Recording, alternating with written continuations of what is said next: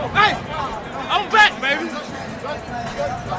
This an all-out blitz, real hard hits, them other podcast trash, we gon' make them all quit.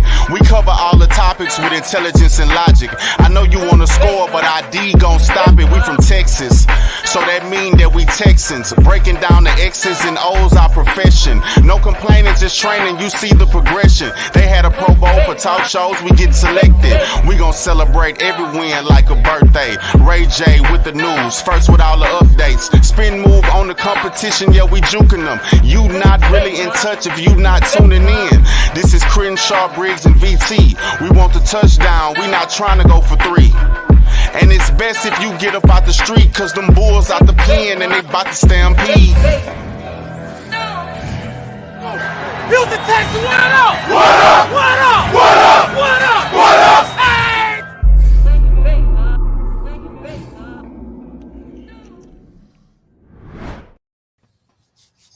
Welcome to the Texan Fan Battle Podcast. I'm one of your hosts, Matthew Briggs, and as always with me, I got my amazing trio. He's not late today, but first off, I got my A1 since day one, Mr. Crenshaw. Say what's up to the folks. What's the deal? And BT straight up murdering people on Twitter today. Murder. Mr. Brown, Chubby Bear himself. What's going on, bud? What's going on, guys? And guys, we got a special guest today. Like we said last week, it's draft season, so we had to get this guy in.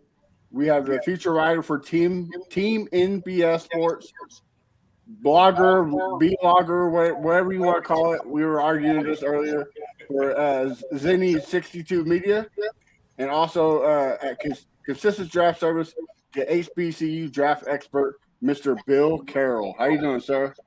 This, is why you lift all those weights, right? To paraphrase the big tuna himself. I prepare.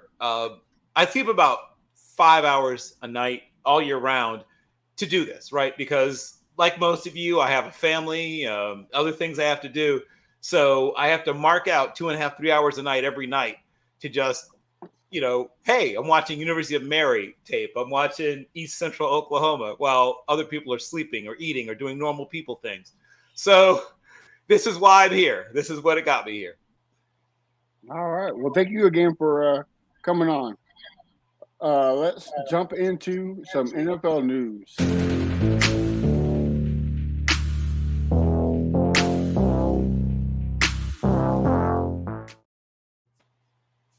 All right, guys. Well, like the video said, lead story. Seems like Mac Jones is being shopped by the New England Patriots. Bill, I'll start with you. What's your thoughts on this? So Michael McCorkle-Jones, noted child model, and of course currently an NFL quarterback, is a player who I used to say, whenever someone says, "Oh, prove to me white privilege exists," to be like, "Aha, gotcha." But to be perfectly serious, and I'm at least half joking, he's a guy that has constantly sort of had things be almost perfect around him, right? And all of a sudden, things are not perfect around him for the first time. To his credit, he actually came out as a rookie and played fairly well, right?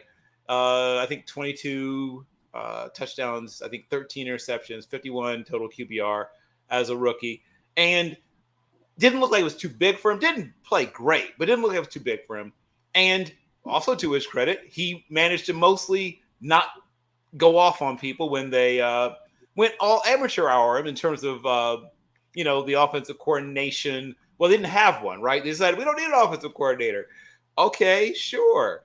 And as I said before, the Patriots are not like other teams. In case you didn't know this already, exhibit number 1,487, that the Patriots are not like other teams. They decided to sort of turn in a group project. I don't know if you guys ever had to turn in a group project. That's what they did. Who needs an offensive coordinator? We'll just turn in a group project. The problem with a group project, just like when you were in college, is that one person takes it seriously, but the rest kind of snooze. Right. And it showed, right? It showed in the way that offense looked. It showed in the way that offense played, and it affected Michael McCorkle-Jones. But to his credit, he didn't complain. He didn't whine. When Bailey Zappi was out there for 2 games, you saw a little more life in the offense, but that's partially because Zappi is I'll just say it, a more interesting player to watch. He will try some things that Michael McCorkle-Jones won't. That's not always a good thing because he threw a bunch of interceptions in one of those games he played. But you could see him trying things. You could see him seeing things differently. Michael McCorkle-Jones is a guy that's like, oh, mesh is right there. Here's 6 free yards. Oh, angle route to the running back. There's 8 free yards. He knows you won't go broke picking up change. Bailey Zappe's wired a little differently. He doesn't have much of an arm, which makes it all the more exciting when he decides to push the ball down the field. It's like, you have a friend who's a big guy, like maybe 305, 306, but he thinks he's the world's greatest dancer. And so he's at a wedding, he's at a function, and he decides he's going for it. He busts out all his best moves. And when it works, people are like, wow, look at that big guy go. And then when it doesn't, woo, hospital. So that's what you get when a guy like Bailey Zappe says, I want to attack down the field. And sometimes it works because he throws with great anticipation and great touch, but he just doesn't have the arm to consistently get away with that. So you either go with, boring as dishwater, Michael McCorkle-Jones, but usually dependable if you put the right offense around it, which they did not. Or you say, hey, let's live dangerously with a guy that doesn't have quite enough talent to do it. So if they decide to go with Bailey Zappe, who I'm a fan of, right? He should be a really high-level backup, but hey, roll the dice. If that's what they're feeling, then sure, move him. They've done this before. They've moved quarterbacks a lot. Now, usually they have someone at the starter that's really solidified over the last 20 or so years that made it so they could constantly move out. Hey, Ryan Mallett, want to give me something for him? Sure, I'll take it. Jimmy Garoppolo? Sure. How much for Jacoby Brissett, right? That was a cottage industry in New England for years. But now it's a little different. You don't have a solidified starter. So when you're moving on from a guy, one, because you sabotaged, to be perfectly honest, and two, he also has a fairly low ceiling. I mean, there's no disputing that. You don't look at him and say, man, that guy's a transcendent talent. I can build everything around him, just like with Mahomes. Nobody thinks that. His own family members don't think that. No one thinks that of Michael McCorkle-Jones. So I can understand not being enchanted, not being in love with him. But you can be in like, right? Frankly, they should be drafting the quarterback, to be perfectly honest. I mean, you want to be honest, that's what they should be doing. They should be trying to upgrade that position. They're in a rebuild. They may not know it, but I know it. They don't seem to want to admit it, which is part of why the situation they're in. They won't admit they should rebuild. We're just going to go out there and contend. Okay. I mean, you can, sort of. But at some point, if you stay somewhere between 8 and 10 wins for long enough, you get locked into that forever, right? And I'd say this, sort of feeling it because I'm a Pittsburgh Steelers fan. We are on that same track if we aren't careful. We should just go ahead and stink for a year or two. I know it goes against everything we believe in Pittsburgh, but frankly, just swallow your medicine sometimes and be bad. I know it hurts your feelings. I know it hurts to say, but just do it, right? Because if you buy into this whole let's just go out and contend with not quite a good enough roster thing, it turns into 20 years of doing that before you know it. But yeah, I understand not, like I said, being like, oh, goo-goo-eyed over Michael McCorkle-Jones. I totally get that. But they're playing a very dangerous game. Okay. I agree with that. BT, I'll start with you. What do you think? Well, my main concern about hearing this news is that we were one of the ones where he was shopped around. And obviously I don't want I can't use his serial killer name. I know that apparently Bill likes what Crenshaw does, is using the serial names, all 3 names. But Mac Jones, I don't see him as a potential franchise quarterback for the Texans. And if we actually picked him up, I would have been real upset. That is actually my biggest thing on this story. And I'm just glad that didn't happen. Okay. Crenshaw? Like VT said, I like how Bill used his entire government name. I love that right there. People didn't know his name was Michael. They thought it was Matt, Mac, I mean. But the guy, when they drafted him, it was a privileged draft because he wasn't a first-round talent. I was shocked that they actually got him. And he had a decent rookie year. They made the playoffs, and they just went crazy. But the guy isn't good. He shouldn't be playing at all. They need to find another quarterback. So they're doing the right thing by shopping him. But who's going to pick him up? Who knows?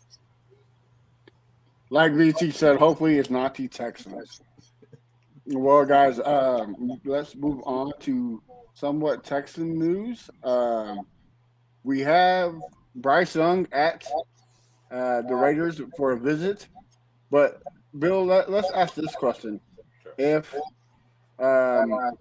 Nick Casario does not go after Bryce Young or CJ Stroud at the second pick, should they go Will Levis or Anthony Richardson, or maybe a Hendon Hooker? What's your opinion? Well, if you're passing on one of those two with the second pick, my assumption is you decided to go defense. I mean, that's the only reason you would not do that. So you decided instead to, grab Will Anderson, I'm assuming, if that's what you're doing, which is not a terrible idea.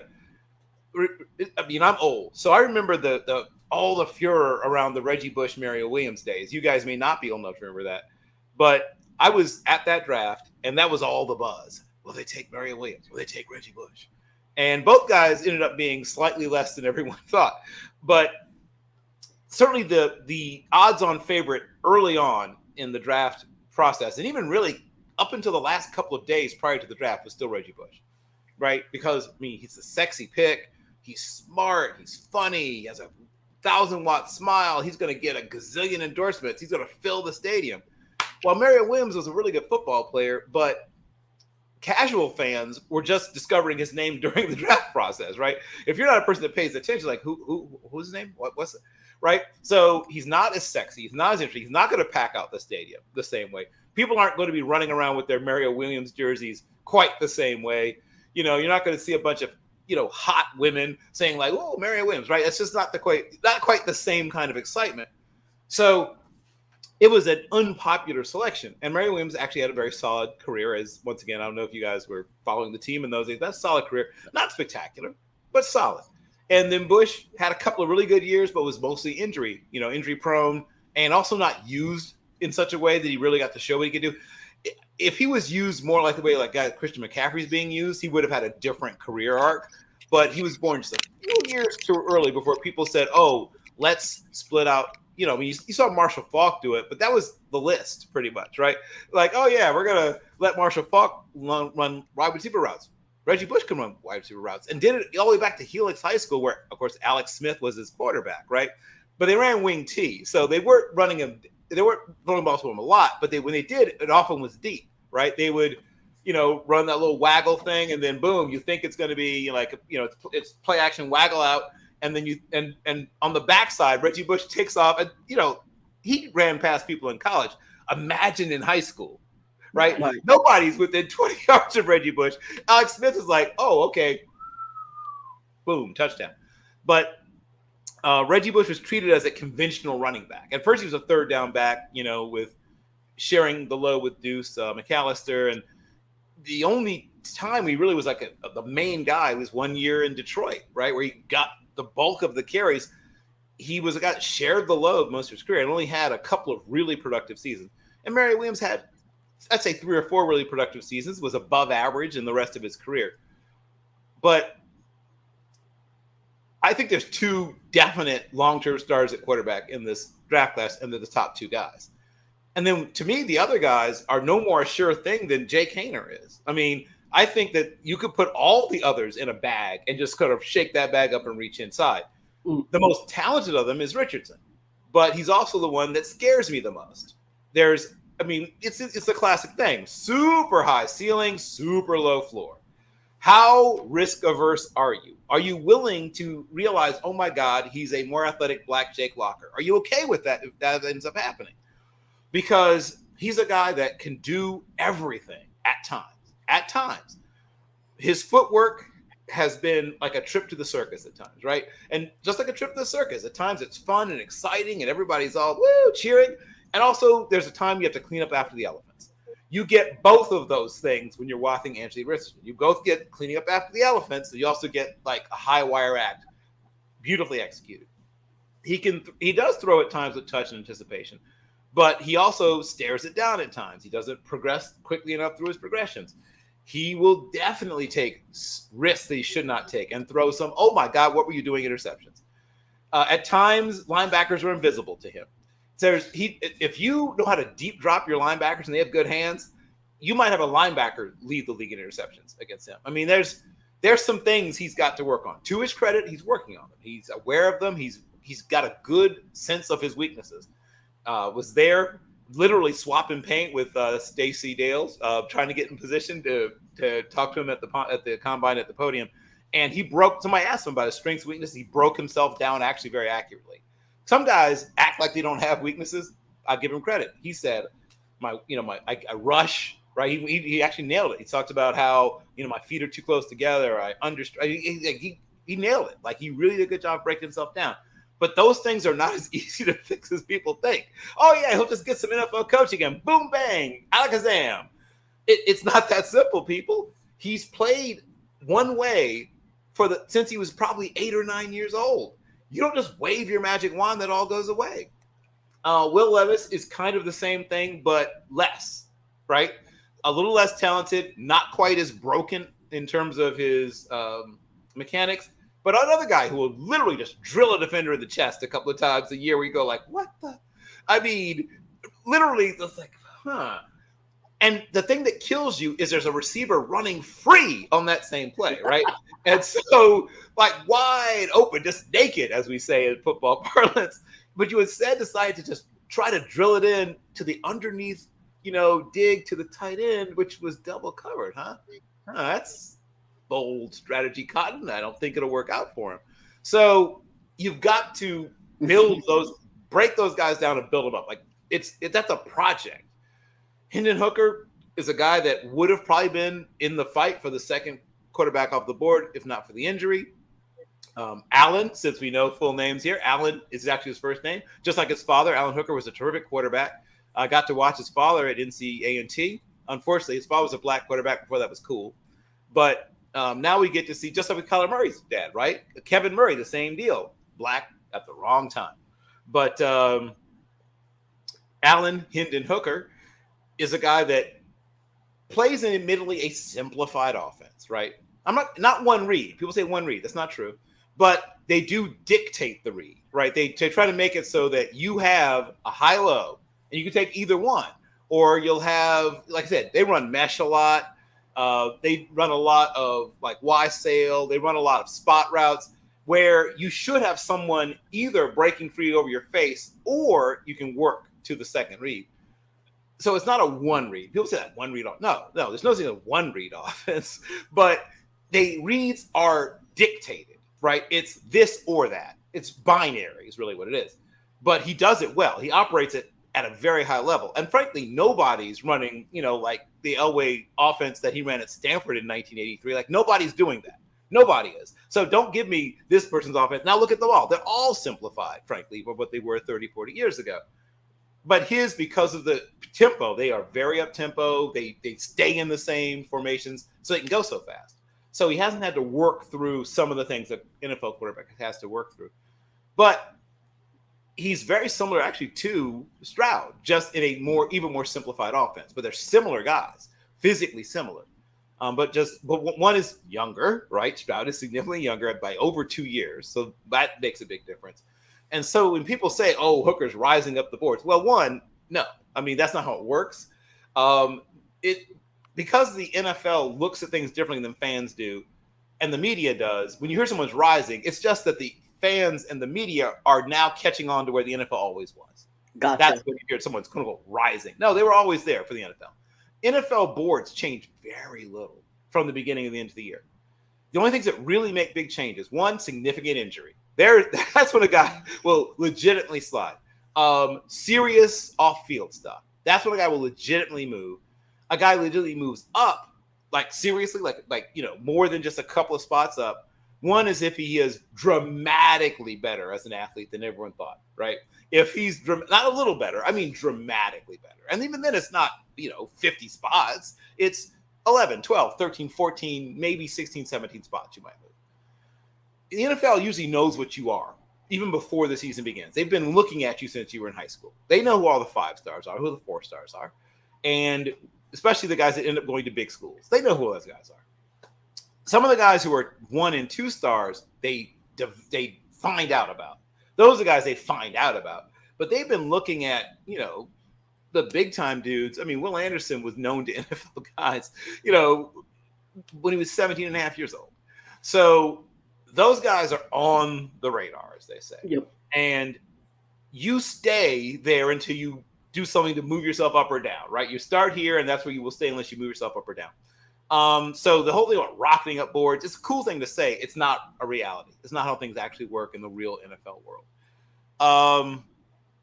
If you're not drafting either Coleridge, Bernard, Stroud Jr., yes, right? I love that his first name is actually Coleridge, right?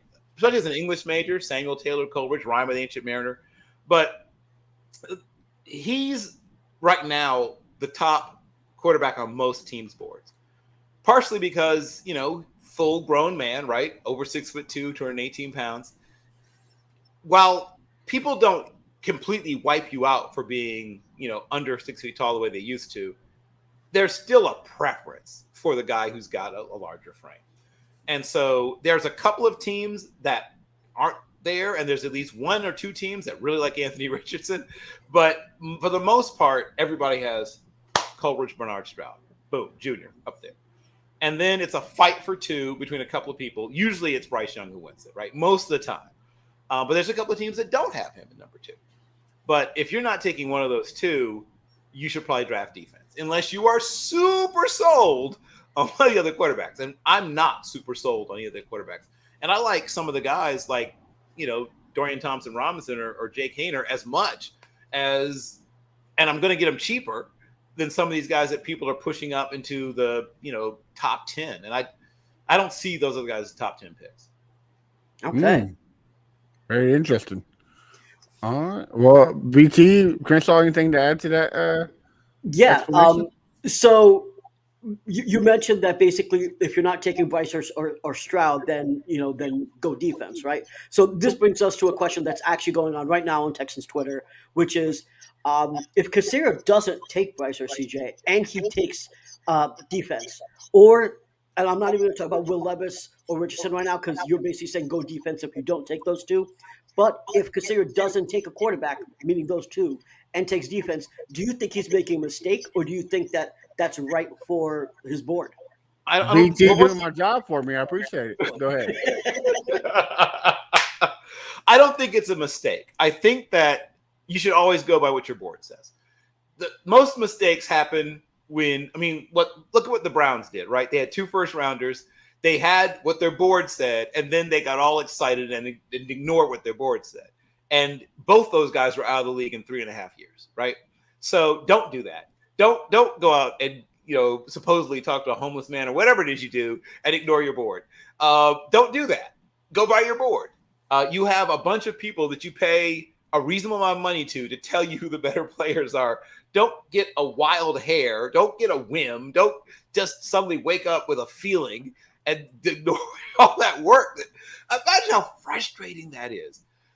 All of the Courtyard by Marriott breakfasts you've had to eat, all the miles in your Enterprise rental car you've had to log, all the flights, all your missing your kids' games, missing your kids' birthdays, all the stuff you did to help them put this board together, that all of a sudden at the last follow up says, "No, I'm not going to do that."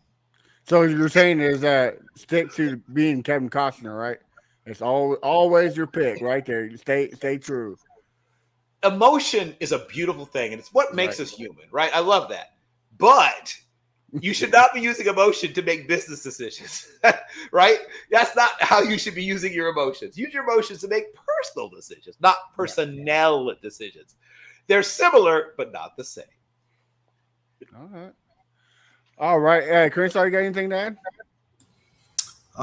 No. Well, yeah. Can you tell me,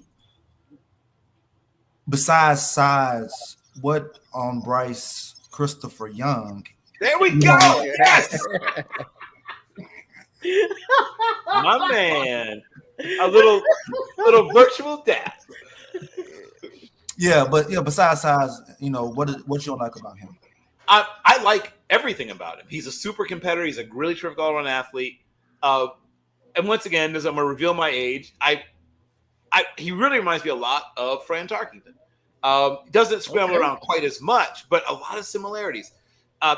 great sense of the dramatic, and I mean that in a good way, right? He plays his best when his best is needed. Despite his size, he's not afraid of taking a hit. He'll hang in there and take a lick. I think people analyze his size, right? He wasn't a guy who was 6'3" and 225 until recently, and then all of a sudden woke up this size. No, he's been this size for a little while and played effectively. He doesn't get a lot of balls batted down. He's in the bottom 22.5 percentile in college quarterbacks for balls tipped or batted. So that means that there's 77.5 quarterbacks have balls batted or tipped more than him, right? So he knows. Think about it. Shorter quarterbacks are good at what? Finding a passing lane. Why? Because they have to be good at it. Right. There was a year where the starter who led the entire NFL. Now, I apologize if this name brings you pain, but there was a guy who was literally 6'7" and managed to lead the league in batted balls. His name was Brock Osweiler. So height is not the secret to not get your balls batted down. Knowing when and where to be as a quarterback in the pocket is the secret to not getting balls batted down. So I think that he will be okay. I think he will be just fine. I am more concerned, frankly, about the way the team builds their offensive line. If you have a really strong, guard, center guard trio, you'll be probably just fine with him, because that's the most important thing. If you look at how teams like the Saints built their offensive line because of Drew Brees, and how other teams have built their offensive line because of their, quarterbacks that are more vertically challenged, you may not spend all the money in the world on tackles. These guys are usually pretty good at making people miss, and they navigate the pocket well. Why? Because they have to, once again. But you've got to make sure that guard, center guard trio is strong, doesn't get a lot of push in the face, which is bad for every quarterback. I mean, Thomas Edward Patrick Brady Jr., what was his great kryptonite? What? Interior pass rush, right? That was how you turned him from a god into a man, from a goat into a so nobody wants that. But especially if you already are sort of struggling to get vision downfield, and now there's this coming at you, right? That's what makes you ineffective. So build your offensive line the right way, and you'll be okay with him.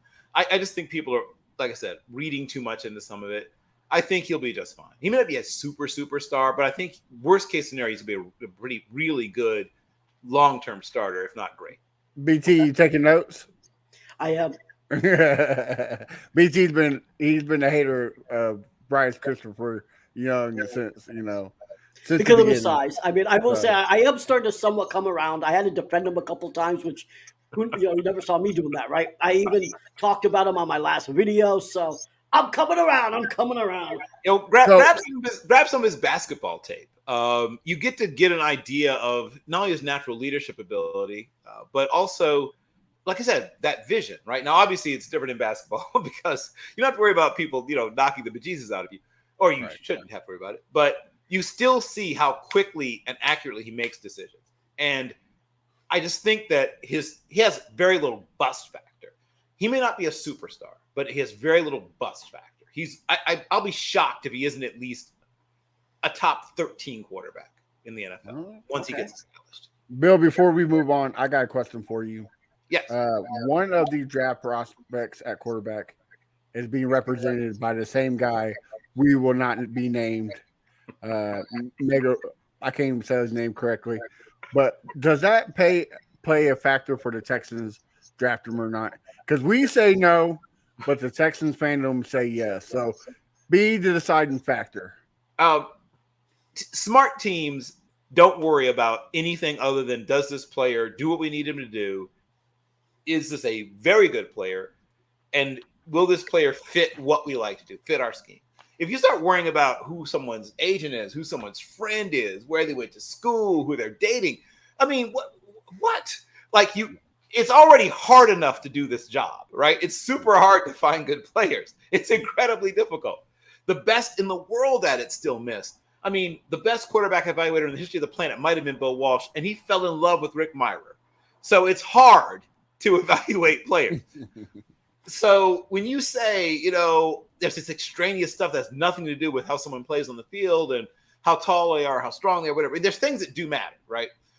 But when outside of a person's actual character, outside of their talent, outside of their production and their playing, anything else is just that. I mean, it's just noise. Just do the stuff that you have to. It's hard enough to do the stuff you actually have to do to evaluate players. Don't bring in extra stuff. Why make your job harder? All right. Well, let's move on to the NFL draft. The reason why we are The here. Houston Texans select. All right, we're on the clock, and we're gonna turn to picking. We're gonna make you a Houston Texan. All right. Well, we had a list of sleepers, but beginning in pre-production, Bill made us throw them all out the window. So I didn't make you. I just want to make it clear that I have a different definition.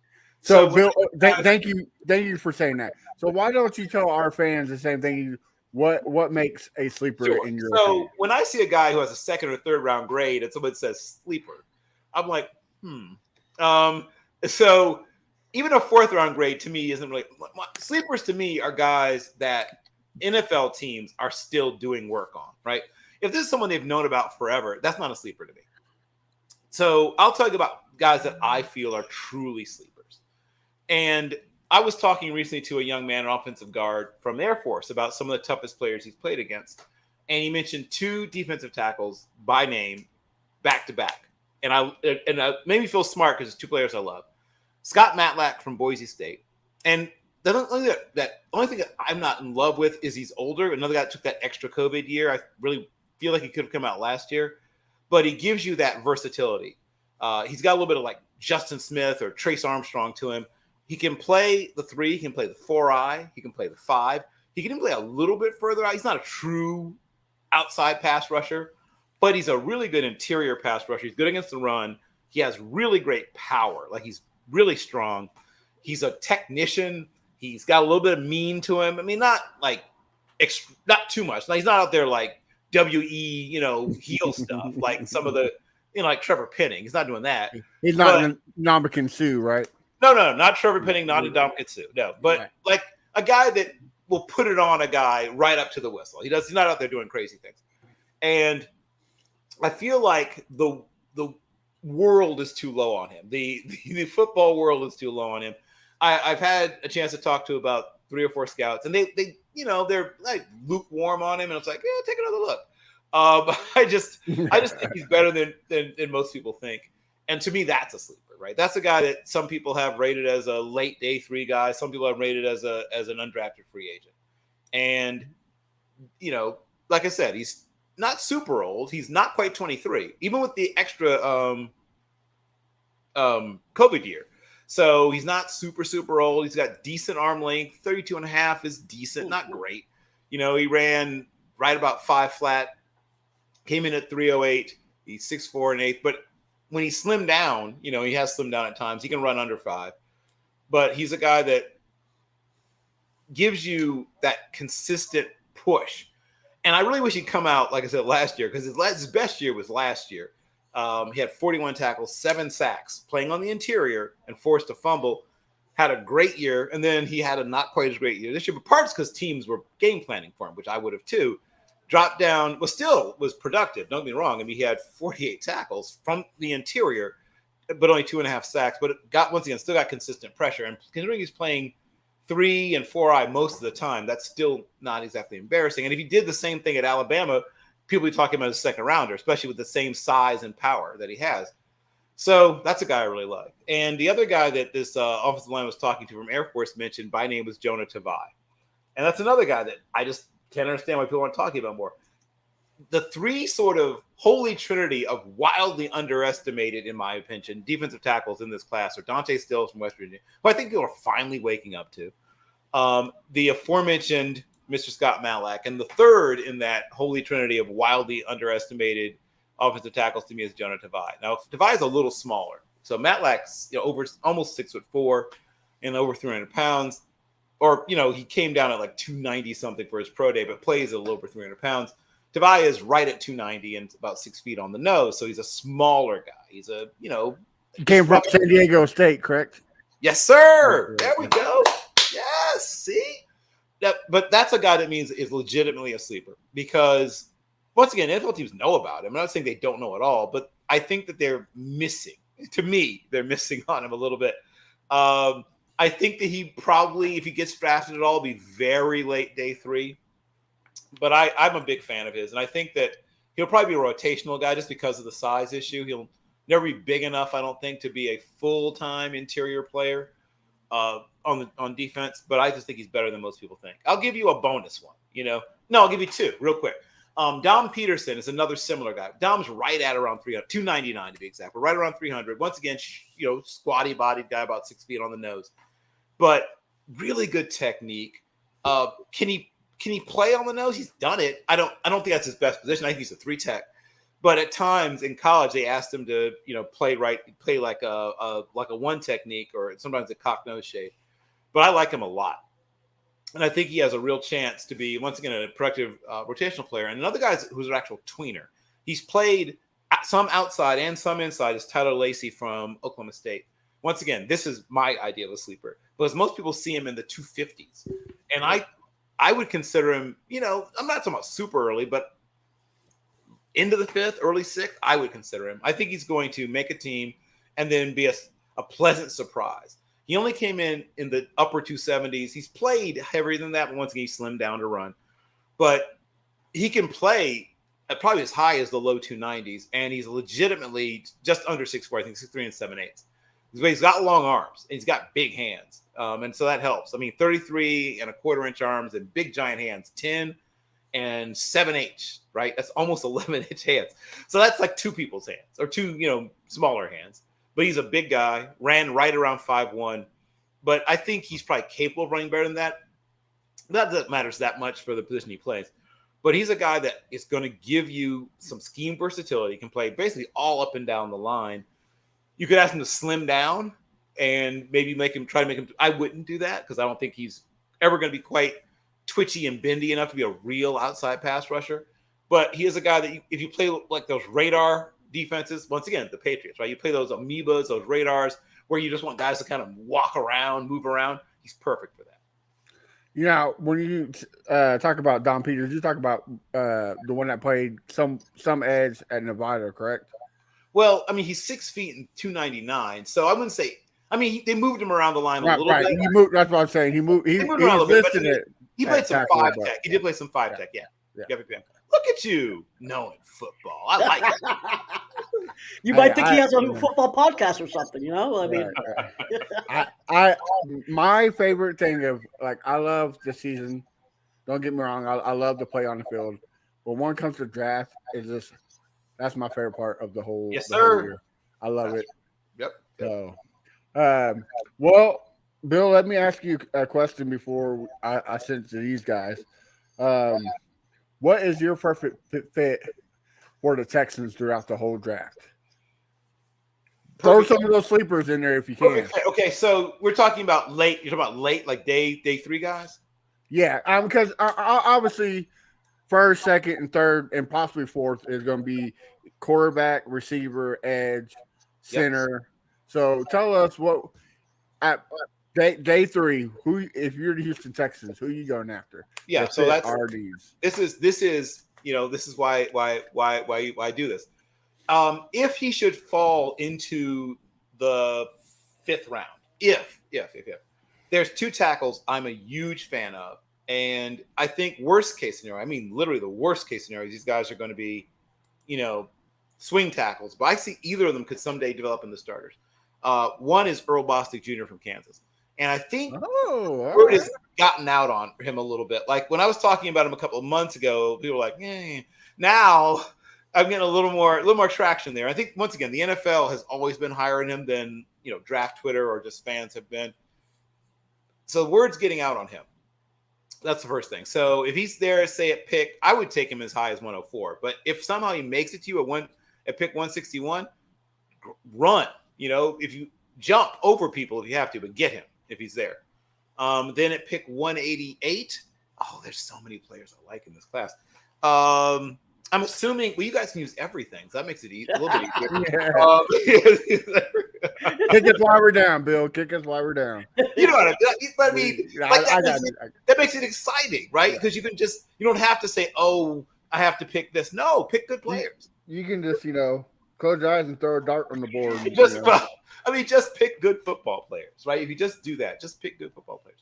So I will say that if indeed you find your way here, if you're okay with him being a smaller tight end, and he is a smaller tight end, he's like a mini tight end. I think he came in at 6'1" and 7/8 and 241, but a freak athlete, 39-inch vert. Ran in the, I think maybe 4.51, 4.52, low 4.5s. Terrific athlete. Pocket rocket tight end. Kid named Griffin Hebert from Louisiana Tech. If you haven't watched him, watch him. Watch the way he just runs away from people at the tight end position. He's probably the best pure athlete at tight end in the entire draft class. And the only reason people don't talk about him enough is Louisiana Tech. But watch him against SMU. Watch that game. He's good, period. He's good against everybody. But that game. And you probably could even take him with one of your other 6th-round picks because for some reason people don't like him very much. But I do. And once again, the one thing I'll say is he's never going to be a, full service tight end. A guy that's like, hey, we're going to run to your side. We need you to go out there and block Myles Garrett. Like, that's not going to be him. Like, I would not recommend that. But can he block linebackers? Sure. And, he can get downfield and slap safeties around, that kind of thing. But he'll never be a guy that's going to just line up, the stuff that Jason Witten used to do. Just line up and block top-tier DNs. Like, that's not him. But he can do everything else you want from a tight end. Frankly, the tight end position nowadays really is just a big receiver. And he is that. He's a terrific receiver of the football and terrific after the catch. Big fan. Wide receiver, Xavier Gipson. And once again, word is starting to get out on him, right? This guy I've been high on since last year. And now people are saying, oh, yeah, Xavier Gipson, yeah, he's good. So it's always fun for me to see, like, how they're growing up before my very eyes. But he's a guy who can do a little bit of everything at the tight end position. And if he'd done it at a bigger school, not at Stephen F. Austin, but at a bigger school, everybody would know about it because he's got I went to Sam Houston State, so that was my rival. So okay. Well, Sam Houston State always has. I mean, that's a quarterback factory, man. Right? Yeah. I mean, Bo Levi, Mitchell. Mm-hmm. Well, actually, no. Sorry, that's not Bo Levi. I mean, not who's the one I'm thinking of. He's in the CFL now. What's the kid's name? Are you talking about the one that came from Oklahoma for the? Why are you going back to Rhett Bomar days? Oh, Rhett Bomar. Yeah. We'll swap Rhett Bomar stories someday. But Xavier Gipson is super fast, right? Sub 4.4. Not the biggest cat in the world, but what makes up for it is vertical, right? He can jump. And I think most importantly, he really has a good sense of where to be on the field. So if you're looking for that guy who can work the middle but just run away from people, that's a guy to consider. A similar guy is actually there's a lot of fast receivers, but they're usually smaller. So the guys who are big and fast are harder to come by. So Matt Landers is a guy that if you're looking for big and fast, he's a bit of a project. He's a guy that will probably be helping on special teams for a while before he really sort of rounds into everything that he can be as a receiver. But if you want a big, fast guy, that's him. He's big, he's fast, he's raw, but it's not all his fault because I'm not trying to be mean, but I watched Arkansas. If you've watched Arkansas, you know what I'm talking about. They didn't seem to always have the best ideas about what to do with designing a passing attack. Terrific in designing run plays. Just their passing game was at times a bit of an adventure. But he played well. He was really good. And he just wasn't asked to do certain things. They basically just asked him to, hey, run that way really fast and jump, and we'll throw the ball in your direction. And that seemed to be at times what they were doing. And he wasn't asked to work a lot of the more intricate route concepts because he didn't seem to care about those kinds of things. I mean, I'm just trying to be honest. Like, they seem to just usually, he would almost always be, I mean, not just like they ran him really close to the sidelines. I hope that was on purpose. I hope he wasn't just a guy that drifted close to the sidelines. But he made a lot of spectacular catches, though, by the sidelines. He would get his toes down, and it's like, oh, look at you. But they just didn't have a great passing attack. And so he wasn't in the spotlight as much as he maybe could have been if they just had a better sense of how to do things. But he's a guy that's a really interesting project that somebody's going to get somewhere probably in the 6th round. Because somebody take him maybe a little early just because of his height, weight, speed combination. I guess. But I would recommend to get the right bang for your buck, maybe to waiting to around this point. Now, there's a lot of really good receivers that are going to go late in this class because there's so many good receivers. It's a super deep class. I'll give you a couple of my favorites that are going to go late who do have size.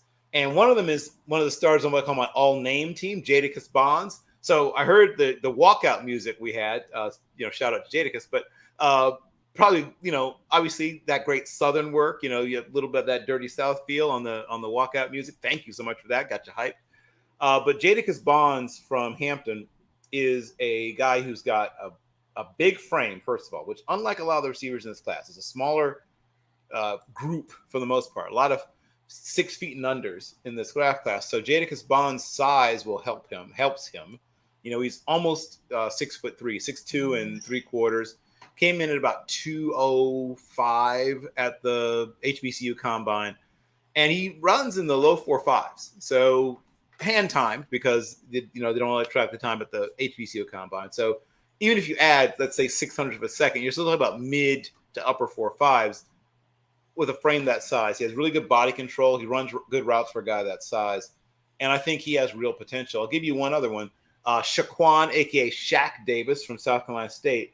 And he's another bigger-bodied receiver in a smaller-bodied class, right? There's a lot of smaller receivers in this draft class. So he gives you that size you don't get. I mean, he's legitimately almost 6'4". Almost 6'5". Sorry, he's over 6'4". He's about 6'4" and a half, 6'4" and 5/8.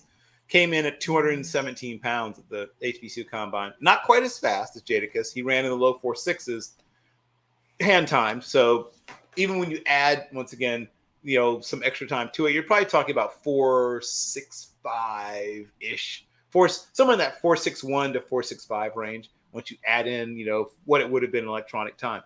But once again, he's a possession receiver and a jump ball guy, and he's terrific at those two things. So he's a guy that can give you that red zone menace. I'm going to jump back over the defense. I really like the safeties and corners in this draft class. I think it's a super deep, especially super, super deep corner class. There's going to be starting corners that people are going to find in the 5th, 6th, 7th round. I'm going to give you a guy that can probably play maybe even 2 or 3 different positions on the back end of the defense. A kid named Bentley Sanders from Nevada. And I spotted him, thank you, Dom Peterson, scouting Dom Peterson. And I noticed, man, who's this tough little corner they got? He can play in the slot, maybe even free safety in a pinch, but he's like a made-to-order boundary corner.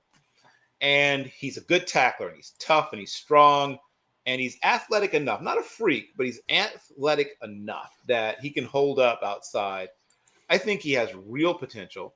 I think he shows, because he's played multiple positions, he has really good football IQ. I first spotted him at South Florida. He fell off my radar. I didn't realize he transferred, and I was like, I don't know what happened to him. The big knock on him is size. He's 5'8" and an 1/8.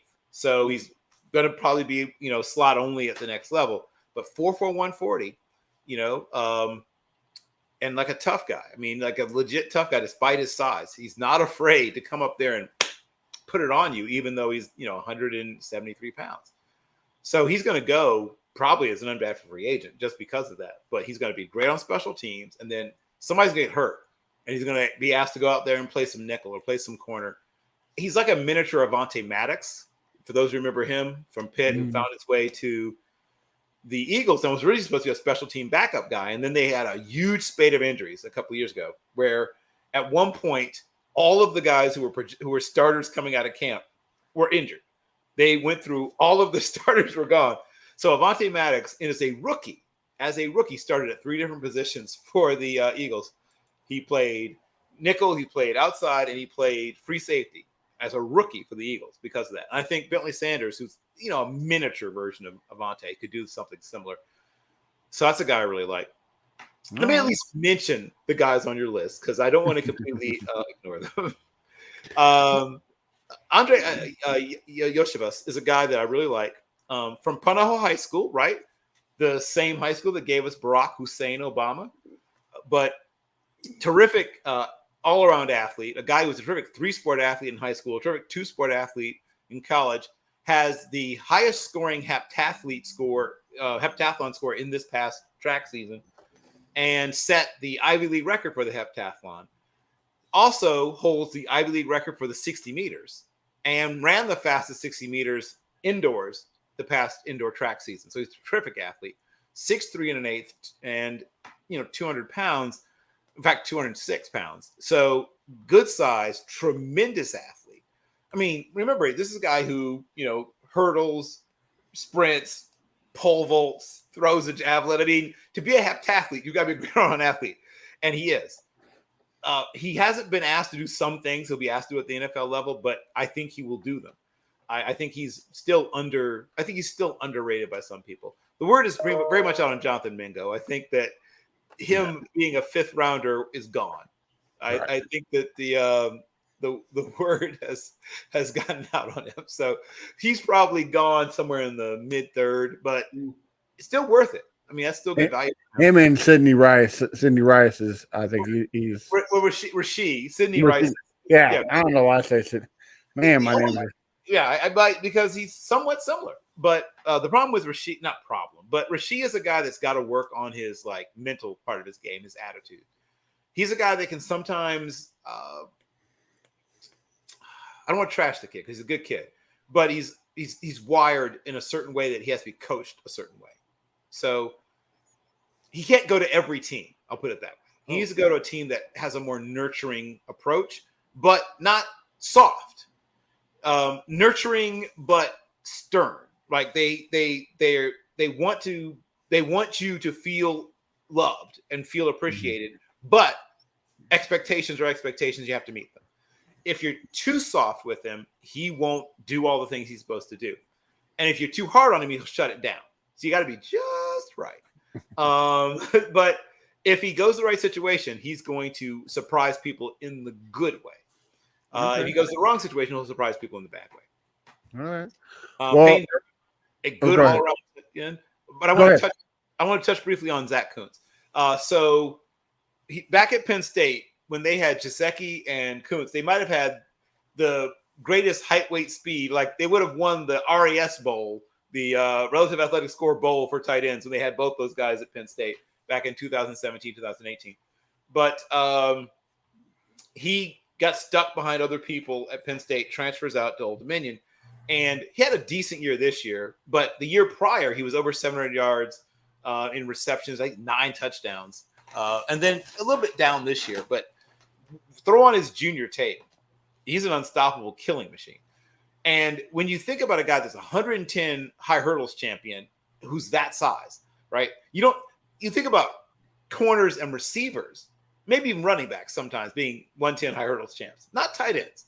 So that's cool when you see a guy who has that kind of body control, speed, and agility from the tight end position. Still a work in progress a little bit as a blocker, partially because he is so darn tall. It's a little bit more difficult. Once you get 6'5" is about perfect. Once you get a little bit over that, getting your pad level low, getting your hips aligned and things like that, a little more of a challenge. But I think he'll get there. He gives good effort as a blocker. He just doesn't quite understand fully how to get all of that body in the right position to really drive people. So right now he's a really good sort of position blocker. His technique is solid, but he's not getting, for a guy who's a good athlete, he doesn't have quite as much push as you'd like to get there. But if he learns more about how to align his hips, drop down a little bit more, and run his feet, with a little more consistency, he'll become a better all-around blocker. Okay, I'm gonna give you a couple more guys that are not on the list, and then I'll touch on one or two more on the list. I really, really, really, really, really, really, really, really like this wide receiver class. And one guy that people are just way too low on for reasons I'll never fully understand is Jalen Moreno-Cropper. And he is one of those guys that does a little bit of everything at a fairly high level. People don't think of him as a deep threat, but he's very, very fast. He can work the middle of the field. He's fearless. He'll go into dark places to go get the football. Doesn't play with fear in his heart. Is a good route runner, very good after the catch. Not huge, but not small. I mean, he's probably right around average. You know, I think he came in at 188 or 189. He plays a little heavier, but once again, like other guys, he drops 6-7 pounds, try to run faster. And he did. He ran fast. So I just feel like if you are looking for a a wide receiver that you can get 5th, 6th round, who is probably going to end up being better than people think, that's a guy I would throw out there. I mean, he runs 4.4 flat, even though he's not seen as a deep threat. But he can get deep. He can, and once again, he'll work every level of field. He's a guy who can win on all 3 levels. He can run those shallow crosses. And speed really helps you on those, right? Because especially against zone, you're forcing someone to try to stay with you. And, 5'11 is 5'11. It's not tiny. He plays in the low 180s. He dropped down to 172 for the combine to run fast, and he did. I'm sure he's back up probably 6, 7, 8, 9 pounds back to where he was during the season. Now he's back to probably lifting more and running less. But if you want to get sold on him, watch the games where he's played up in level of competition against Pac-12 teams, against the USCs, against UCLA. Look at how good he is against those guys who are supposed to be better. And he ate those guys up. So I just feel like people are, like I said, a little bit sleeping on him, a little bit not realizing everything he could be. He can also throw the ball. He's got a couple of touchdown passes on his resume. So there's also that if you like that. He gives you that little trick play, stuff that you get from like the Hines Wards and Antoine Randall L types. He can run those jet sweeps. He can he's really, really got great body control.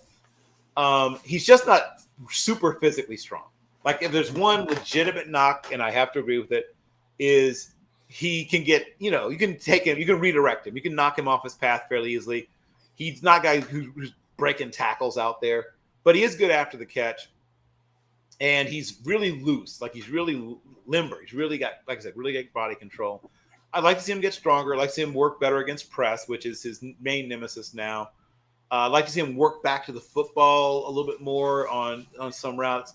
And I'd like to see him be a little more competitive at the catch point. But other than those, everything else, I give him, B+ to A at everything else.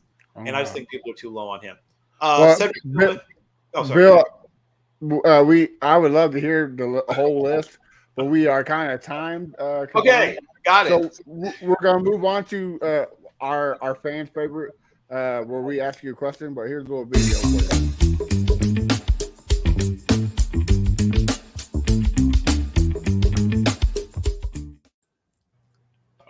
All right. I'll let Mr. BT start off with the question. Okay. So I think for Briggs and Crenshaw, this might be the first time that they're really talking to you, but I've talked to you before, and I call you an encyclopedia worth of knowledge. And what I want to know is how did you get to where you are, where you literally, in my opinion, if I throw out a name, you know them, and you know everything about them. So how did you get that way? So in addition to sacrificing hours of sleep, which may not be good for you, so don't do it. Don't do it, kids. Get all your rest, drink your milk, eat your vegetables. It doesn't have to be dairy milk, it could be oat milk, soy milk, whatever it works. But when I was a fairly small child, the game of football grabbed me. I saw my first football game at the age of 3, in fact, my 3rd birthday. My father was broke. He was a graduate student at the time, which equals broke. And it's like, what am I going to do? Right. So he takes me to a football game. I'm luckily a September baby, so easy. Takes me to a game. He's like, well, we'll see how long he wants to stay. If he decides he gets too fidgety, we'll go home. I sat through the entire game, mesmerized. And I still remember parts of the game. So it was NC State versus University of North Carolina.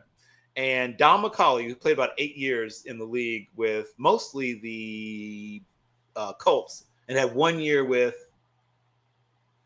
the Jets. Don't quote me on that. He finished with somebody else. His last year was with another team.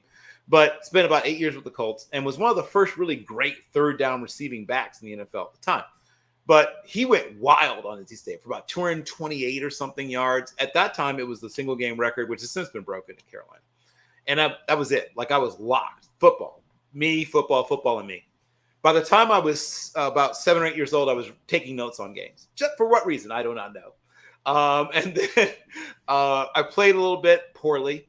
And by the time I got to high school, I realized, like, I'm not going to be able to play this game at a high level. Like, that's not going to work out for the kid. My best sport was wrestling, which nobody cares about, at least not where I grew up. Like, if I grew up in Iowa, I guess it would have been cooler. But I grew up in Virginia, where wrestling was like something you did if you weren't either to, get ready for another sport or, because that's the sport you're good at. For me, unfortunately, wrestling was the sport I was good at. But I played poorly. And then I even decided, I hadn't gotten the hint from being bad in high school, I decided to try to walk on in college. But I have a statistic. I have a blocked punt from a very, very rainy game against the Shaw Bears, Shaw University in North Carolina. I blocked a punt. That is my statistic. Was L3 on kickoff coverage. I was not good enough, but I was out there trying to do it because my intense love for this game. But even years before that, during my early teens, I started writing to NFL teams. This is pre-internet, so there's no email. So I would write letters. I didn't mention my name. I would just say who I am, what I do. I'm interested in learning more about your organization, blah, blah. Well, most of them would send back form letters like, keep cheering, little buckaroo, or whatever, that kind of thing. But I got one handwritten letter back from the late, great Bill Nunn, who finally made the Hall of Fame, who was a part-time employee of the Pittsburgh Steelers on and off for decades. And he was, by training, a newspaper man. His father was the founder of the Pittsburgh Courier, which at one point was the most circulated paper in the United States because Black people in Los Angeles would read the Pittsburgh Courier. It was distributed nationally, not by being shipped or shipped by plane, but by sleeping car porters on the trains that were more prevalent in the 20s, 30s in the 20s, 30s, and 40s in the United States. And so sleeping car porters would pick it up in Pittsburgh and distribute it all over the country. So the Pittsburgh Courier had a West Coast bureau. Years before USA Today was a national newspaper, the Pittsburgh Courier was. And he worked for his father as a sports editor. He had played football in high school, but was a basketball player when he was in college at West Virginia State University, which at that time was an HBCU. It now is actually a majority white institution, but at the time it was majority Black. And one of his teammates was a man named Joseph Gilliam, who was the father of Jefferson Street Joe Gilliam, who later played for the Steelers. But Joe Gilliam was a great defensive coordinator for Tennessee State University, which is then called Tennessee A&I University, under the late great John Merritt, who's one of the greatest great coaches, period. But he really was great at finding defensive talent, like people like Too Tall Jones and many others. But I became obsessed with the game. I wrote this letter to him, and he actually wrote back, right, an actual handwritten letter, which God. Please, my mother hasn't thrown away. My mother doesn't always ask, I should have taken all my stuff when I left home many years ago, joined the Army, but I didn't take all my stuff. So sometimes I'll ask about something. It's like, I threw that away years ago. No! But hopefully somewhere hidden away in my mother's house is that letter, that very kind letter that Bill Nunn wrote to me. And he talked about what matters and what doesn't matter in his approach and what he thinks about in generalities. Like, he didn't give away all the secret sauce, but in generalities, why he doesn't care about some things, why he cares more about other things. And that fueled the fire. So by the time I was in my mid-teens, I was writing for a newspaper. And it was a weekly, it was no big deal. It was a small weekly newspaper in my hometown called The Answer newspaper that a man named James Mims ran. And I wrote for them until I got to college. I wrote some for my school newspaper. And I started trying to figure out ways to be around the game when it was very abundantly clear I wasn't good enough to play it. And everybody says, I want to be an NFL scout. Well, that's easy to say. It's very hard to do. But by the time the early 90s rolled around, I ended up going to graduate school, secured a graduate assistantship at the University of Illinois at the time when a man named John Makovic was the head coach, who'd been an NFL coach. And so his claim to fame at Illinois was he was the one that was able to lure Jeff George away from Purdue. Fred Akers, the coach at Purdue, who, once again, is a man with a name known in Texas, right? But at Purdue, he tried to change, right? He tried to open his offense up to try to keep Jeff George. Well, it wasn't open enough, apparently. So Jeff George decided to, take his eligibility and make his way to us down in Champaign-Urbana. And he had 2 really great seasons there. And Makovic really worked a lot with him. And I didn't realize how hard it was to coach Jeff George, so I saw pro coaches try to do it. So hats off to John Makovic, who managed to mostly get the best out of Jeff George. But while I was there, I got to work under one of the great defensive minds I've ever known, a man named Lou Tepper. And Lou Tepper wrote several really good books about defensive football, including one called The Complete Linebacker. If you want to read one of the great books about linebacker play, read Lou Tepper's The Complete Linebacker. Man, that guy knows linebackers. And he produced several of them that played in the NFL, including guys like Derek Brownlow, Simeon Rice, a safety named Henry Jones, who played about 7 or so years in the NFL. A couple of the guys on that team that made the league. Who am I forgetting? I'm forgetting someone I shouldn't be forgetting. But, Kevin Hardy. And Kevin Hardy came off that particular team when I was there. We're all on the team. But then I had nowhere to go after that, right? The internet doesn't exist yet. So I just wrote stuff, and sometimes for various, magazines, whatever, but sometimes just notebooks piled full of notes about RJ Soward, for whatever reason, all these stuff about Butler by Note, right? Just notebooks full of players. And, but then the internet luckily comes around, right? So I don't have to just have notebooks full of players. I start hopping on the old BBSs, right? The old bulletin board services, arguing with young Todd McShay and whatever other people about various things. And eventually I find my way to Consensus Draft Services, which was founded by a man named Steve Martin. And he ran it for several years. And he eventually went to another venture and bequeathed it to me, for lack of a better putting it. We had a website, www.cdsdraft.com, for several years from about 1990.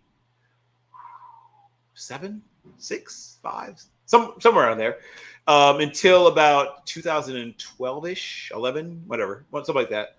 Yeah, about 2012. We had we were one of the, we had an early mock draft simulator. We had a really good, interesting consensus board concept, hence the name Consensus Draft Services. So we would develop a consensus board together, and then the thing that I thought we did was most interesting was called GAPS, which stood for the Guru Accountability Project.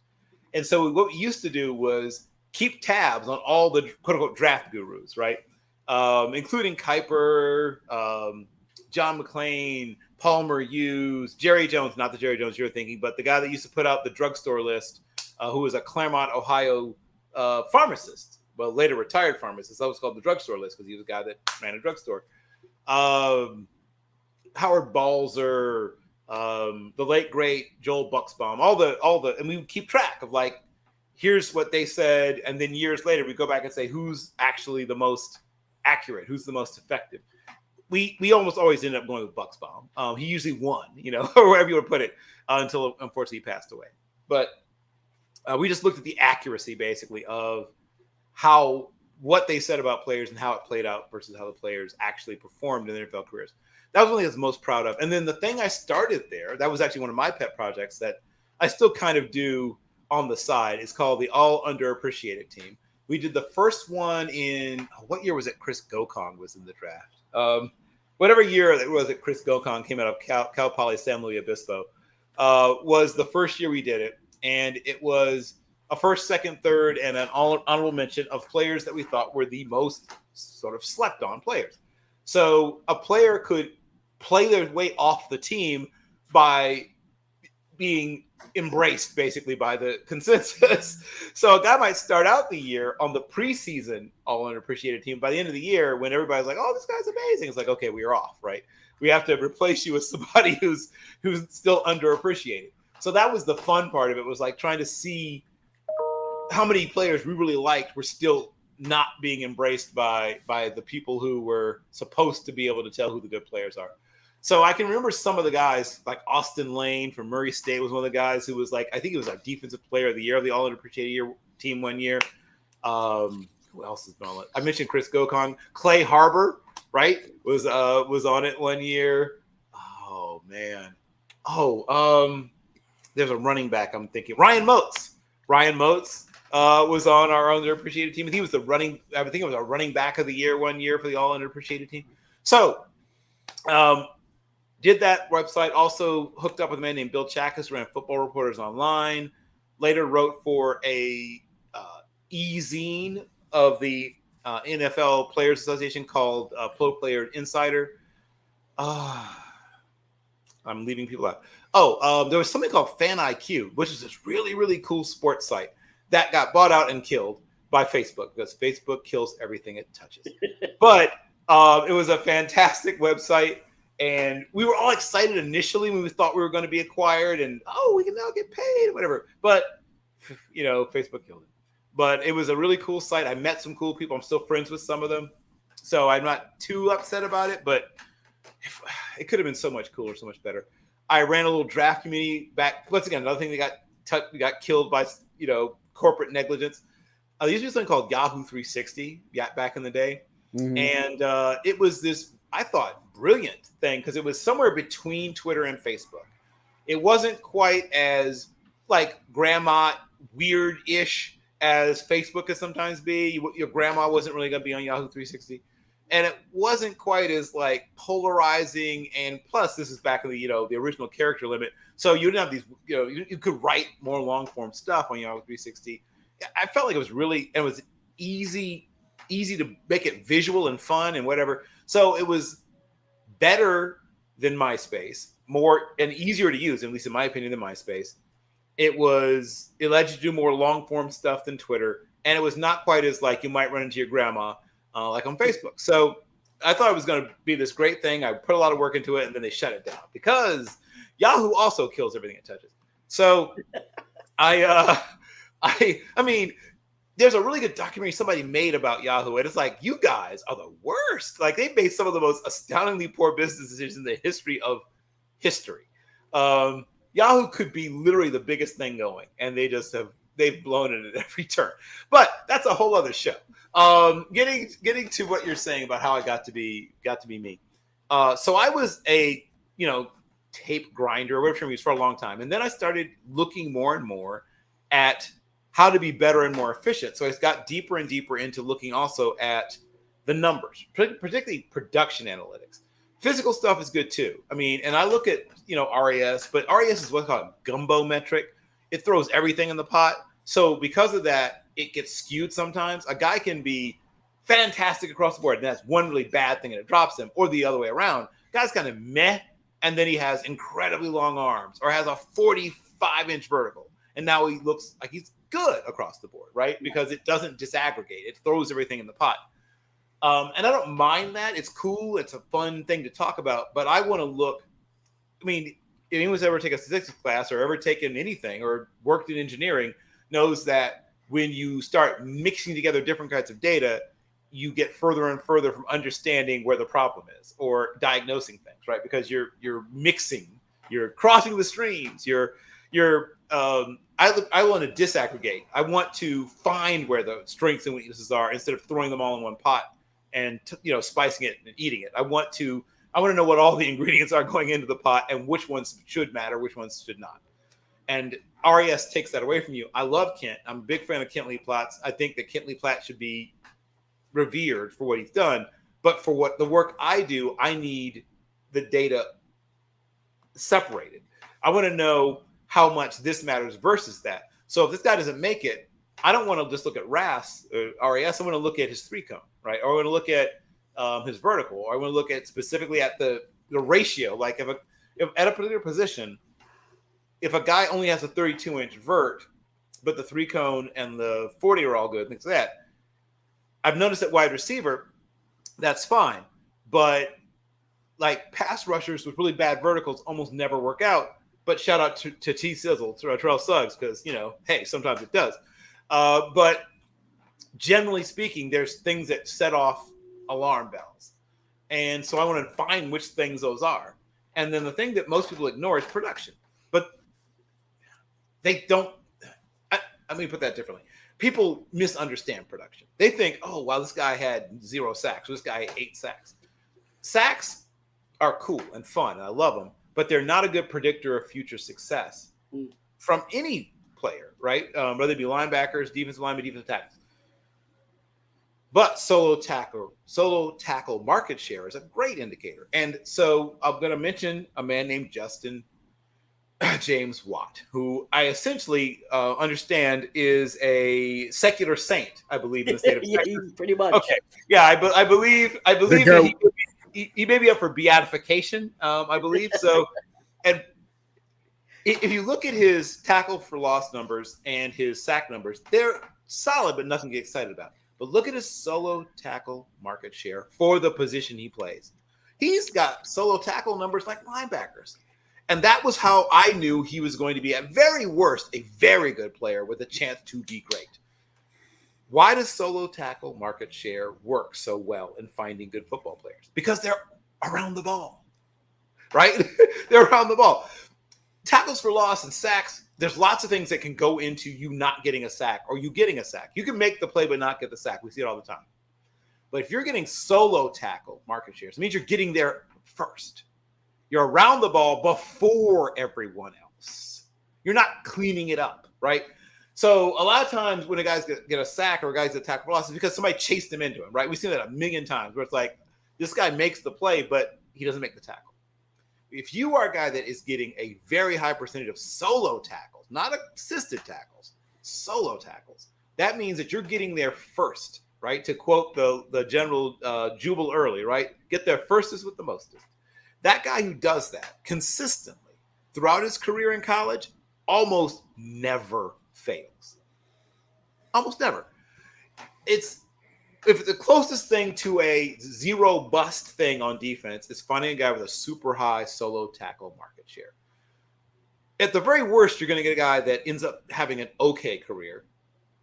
I'll tell you another guy that's one of my huge success stories for that particular metric is Malcolm Rodriguez, who I fell completely in love with last year and was desperately hoping that the Steelers would pick him.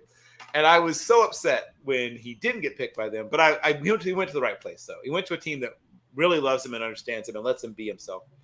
And then as a bonus, he's a 2-time state champion wrestler in a wrestling state, right? Oklahoma is a state where they take wrestling seriously, along with, Pennsylvania, Iowa, Arizona, a handful of others. If you win 2 state championships in a state like Oklahoma, you are a badass. Like, I don't know how else to put it. So you add that to his production, to his mindset, because one thing about wrestlers, and once again, I'm not just saying this because I was a wrestler, but in addition to understanding leverage, having great balance, and being incredibly well conditioned, you really, really, really have a good amount of mental toughness. Because wrestling sucks. I mean, it's 12 minutes. Like in practice, we wrestle, right? We'd wrestle for 12-minute drills. You're dying. Yeah. Dying. I mean, it's the worst feeling. There's nothing in football like it. I could play double overtime in football and not feel that kind of lactic acid builds up. 12 minutes of wrestling? Are you kidding me? It should be it should be literally like a crime, like a violation of the Geneva Convention. Wrestling coaches should be prosecuted. 12 minutes of wrestling? Come on. So when you see someone who has that in their background, I always give guys a little extra. First of all, multi-sport athletes, and we see this, shout out to my guys at Tracking Football. We see this every time the Super Bowl rolls out. They say, here's how many people on the starting lineup are multi-sport athletes. Being a multi-sport athlete is always good. One is because versatility is great. It also reduces the chance of overuse injury. There's every reason in the world. I hate it when people tell kids to specialize. Don't do that. Do as many sports as you can for as long as you can. But it means that you are developing other things that you wouldn't just develop if all you did was football drills, if all you did was lift, if all you did was run. You're going to develop as a football player, don't get me wrong, but there's things about playing baseball. Right. Look at some of the great ball trackers in the NFL. A bunch of those guys were good baseball players. Arthur Brown Jr., right? Drafted by the Padres.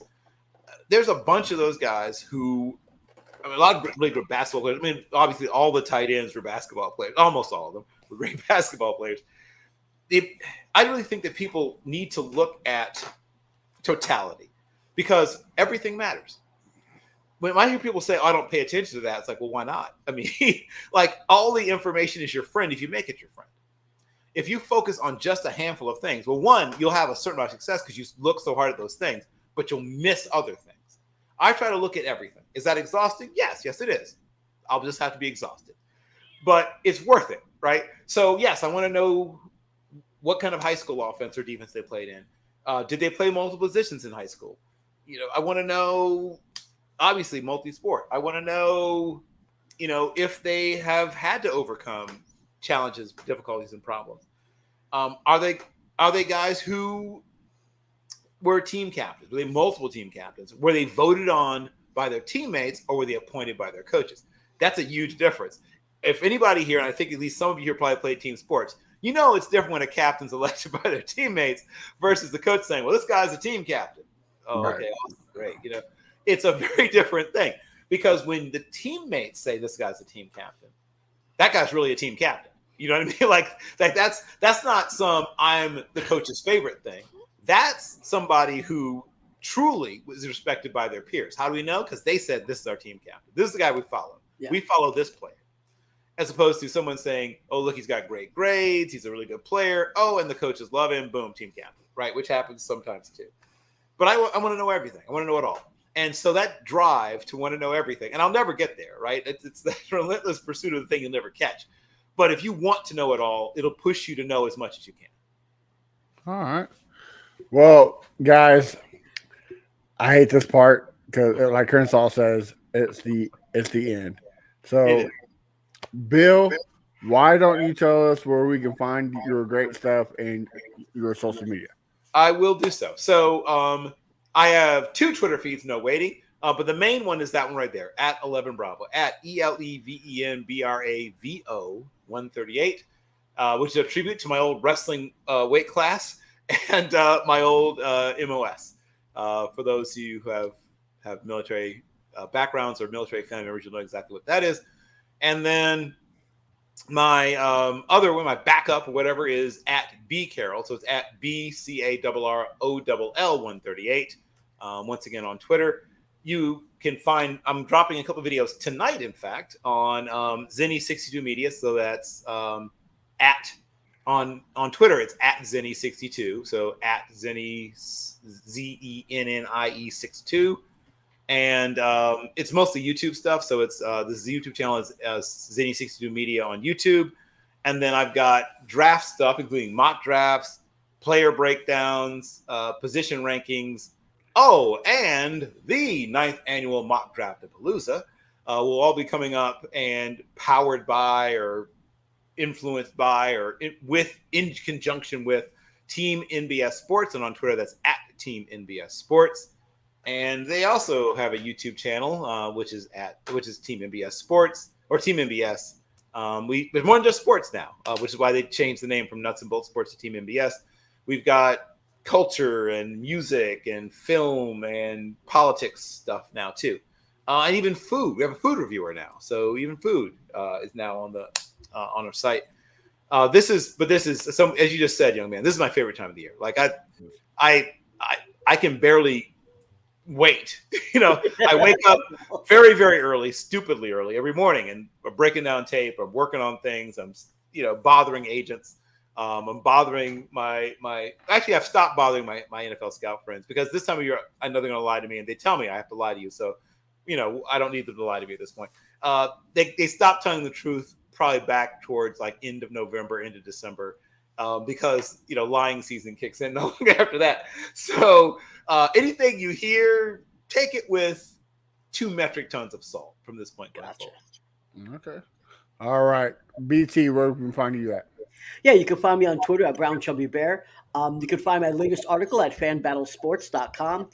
You can find my latest video also at Texans Fan Battle on the YouTube channel. It's the 2021 draft grade. So I did a video of how Caserio performed on the 2021 draft class. You can find that at YouTube, again, at the Texans Fan Battle YouTube channel. Yeah, make sure you subscribe, hit that button. Quick word, Crenshaw, where can we find you at, brother? F4 Crenshaw. I did a stop for you. Everywhere. Everywhere. All right. And of course, guys, you can find me at A1 Day One Texans. You can find the podcast at Texans Fan Battle. And also, like BT said, check us out on fanbattlesports.com. We drop all of our podcast info and some great blogs.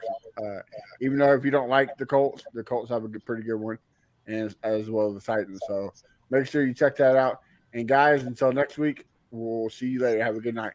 Again, thank you for coming on, Bill. Thank you, Appreciate Bill. We My really pleasure. appreciate it. We learned a lot. I'm already following you. I'm about to throw follows at the two of you, so I'll be talking to you guys.